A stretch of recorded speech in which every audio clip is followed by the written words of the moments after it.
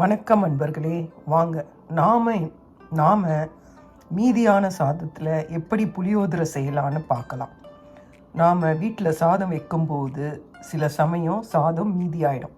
அந்த மீதியான சமயத்தில் நாம் என்ன பண்ணுவோன்னா, ஒன்று தண்ணி விட்டு வைப்போம், அப்படி இல்லைன்னா தண்ணி விட்டு வச்சுட்டு நாம் அதை பழுதாக குடிக்கலாம், அப்படி இல்லைன்னா வத்தல் போடுவோம். ஒரு சிலர் அதெல்லாம் செய்ய முடியாது, அதனால் அதை தூக்கியும் போட்டுருவாங்க. இல்லைன்னா இதை தயிர் விட்டு கூட பிசைஞ்சு வச்சிங்கன்னா இது நல்லாயிருக்கும். ஒரு பாத்திரத்தில் தண்ணி வச்சு அது மேலே இந்த சாதத்தை வச்சிங்கன்னா சாதம் பாழாகாமல் நல்லாயிருக்கும். அதுக்கு பதில் நாம் இதில் புளியோதரையும் செய்யலாம். அதுக்கு என்ன பண்ணோன்னா, மீதியான சாதத்தில் நாம் என்ன பண்ணோன்னா, கொஞ்சம் மஞ்சள் பொடியை சேர்த்துட்டு, நாங்கள் சாதத்தில் உப்பு போட மாட்டோம், அதனால் கொஞ்சம் உப்பையும் ஆட் பண்ணிவிட்டு, உங்கள் சாதத்துக்கோட அளவுக்கு ஏற்ற மாதிரி புளி எடுத்துக்கோங்க. புளியை நல்லா ஊற வச்சு அதை திக்காக பேஸ்ட் மாதிரி கரைச்சிக்கணும். ரொம்ப தண்ணி விடக்கூடாது. திக்கு பேஸ்ட்டாக கரைச்சி இதில் இந்த சாதத்தில் விட்டு இந்த சாதத்தை நல்லா பிசைஞ்சு விட்டுடணும். நல்லா கலரி கொடுத்துக்கணும். ஃபுல்லாக நல்லா கலரி கொடுத்து இதை அப்படியே மூடி வச்சுடுங்க. மறுநாள் காலையில் நீங்கள் எழுந்த உடனே இதை என்ன செய்யணுன்றது உங்களுக்கு நான் சொல்கிறேன். எனக்கும் நைட்டு தான் சாதம் மீதியாகிடுச்சு. இதை நான் புளி தண்ணி போட்டு பிசைஞ்சு வச்சுருக்கேன். காலையில் தான் நான் என்ன செய்கிறேன்றதை உங்களுக்கு காட்டுறேன். இதை நல்லா நம்ம நாலா பக்கமும் நல்லா கலரி விட்டுடணும். இப்போ பாருங்கள், புளி தண்ணி விட்டு நல்லா பிசைஞ்சு வச்சாச்சு. புளி தண்ணி திக்காக இருக்கணுங்க, தண்ணியாக இருக்கக்கூடாது. சாதத்தில் தண்ணி கூட்டுட்டு இருக்கக்கூடாது. பாருங்கள், புளி திக்காக கரைச்சிக்கோங்க. உங்கள் அளவுக்கு ஏற்ற மாதிரி புளியை எடுத்துக்கிட்டு திக்காக கரைச்சிக்கோங்க. கொஞ்சம் கொஞ்சமாக விட்டு கலரி பாருங்கள், ஏன்னா அதிக அளவில் விட்டுட போகிறீங்க. அதே சமயம் தண்ணி கம்மியாக வச்சு கரைச்சி இதில் விடுங்க. இதை மூடி வைங்க. நாளை காலையில் பார்த்தா இது நல்லா ஊறி இருக்கும். வாங்க நாம் எப்படி செய்யலான்னு பார்க்கலாம். இது முன்னாலே நாம் பிசைஞ்சு ஊற வச்ச சாதம். இப்போ இதை நாம் வாங்க தாளிக்கலாம். நாம் ஒரு பேனில் நல்லா நல்லெண்ணெய் எடுத்துக்கோங்க. ஒரு 3 டேபிள் ஸ்பூன் நல்லெண்ணெய் எடுத்துக்கோங்க. அதில் கடுகு, காஞ்ச மிளகாய், கொஞ்சம் வெந்தயம் போட்டுட்டு வேர்க்கடலை, கடலைப்பருப்பு, உளுத்தம்பருப்பு, கறிவேப்பிலை எல்லாம் போடலாம். வாங்க பார்க்கலாம். எண்ணெய் எடுத்தாச்சு, காஞ்சிச்சு.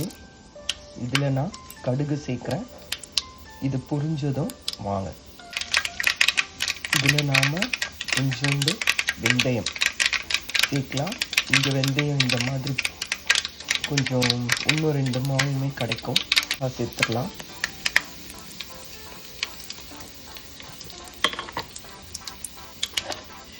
கறி லீஃப் சேர்த்துக்கலாம்.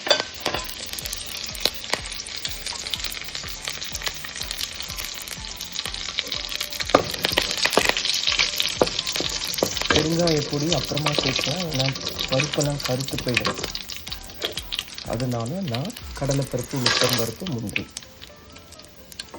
எல்லாத்தையும் சேர்க்குறேன். உங்களுக்கு வேணும்னா 2 முந்திரி கூட சேர்க்கலாம்.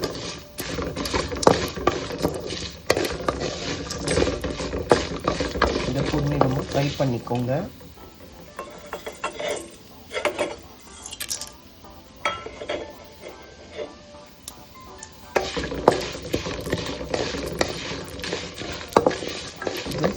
சிம்மில் வச்சு ஃப்ரை பண்ணி எடுத்துக்கோங்க. நல்லா ஃப்ரை ஆகிடுச்சு. இப்போ நாம் இதில் 1/2 டீஸ்பூன் வெள்ளை எள்ளு, 1/4 டீஸ்பூன் மிளகு கொஞ்சம் காரத்துக்காக சேர்த்துக்கலாம். உங்களுக்கு இது விருப்பம் இருந்தால் சேருங்க. இப்போ கொஞ்சம் பெருங்காயத்தை சேர்த்துக்கலாம். இப்போ இதில் நாம் கலந்து வச்ச சாதத்தை போட்டுட்டு நல்லா கலரி விடலாம். ஒரு 15 மினிட்ஸ் அடுப்பில் அதை அப்படியே நல்லா கலரி விட்டுக்கிட்டே இருங்க. சூப்பராக ரெடி ஆகிடும். பெருங்காய பொடி சேர்த்தாச்சு. இப்போ சாதத்தை கொட்டியாச்சு. இப்போ இதை நல்லா கலரி கொடுங்க. நாலா பக்கமும் நல்லா கலரி கொடுங்க. கலரி கொடுத்து அடுப்பில் ஒரு 20லேருந்து 25 நிமிஷம் வச்சிங்கன்னா டிஃப்ரெண்ட்டான புளியோதரை ரெடி. இது ரொம்ப நல்லாயிருக்கும். செஞ்சு பாருங்கள். சாதமும் உங்களுக்கு வேஸ்ட் ஆகாது. இதை லஞ்ச் பாக்ஸாகவும் கொண்டு போகாது, கெட்டு போகாது. புளி இருக்கிறனால இது வந்து கெட்டு போகாது. உங்களுக்கு நான் இதை நல்லா கலரிட்டு காட்டுறேன். ஒரு 15லேருந்து 20 மினிட்ஸ் சிம்மில் வச்சுடுங்க. மீடியம் ஃப்ளேமில் வச்சுட்டு கலரி கொடுங்க. அப்போ தான் புளியோட பச்சை வாசனை போகிற வரைக்கும் கலரி கொடுங்க.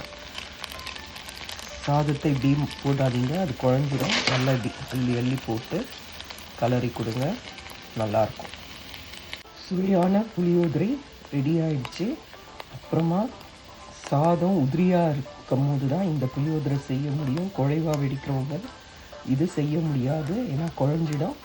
அதுக்கப்புறம் புளியை வந்து பெசரி வச்சுட்டு கரைச்சி அதை பெசரி வச்சுட்டு அதை வெளியே வைக்கலாம். ஃப்ரிட்ஜில் வைக்க வேண்டிய அவசியம் கிடையாது. இது ரொம்ப நல்லாயிருக்கும். இதை செஞ்சு பாருங்கள். அருமையான புளியோதரை சுலபமான முறையில் ரெடி ஆகிடுச்சு. இந்த மாதிரி நீங்கள் செஞ்சு வச்சிட்டிங்கன்னா நீங்கள் அன்றைக்கி இதை லஞ்ச் பாக்ஸாகவும் கொண்டு போகலாம். இந்த வீடியோ பிடிச்சிருந்தால் லைக் பண்ணுங்கள், ஷேர் பண்ணுங்கள், சப்ஸ்கிரைப் பண்ணுங்கள்.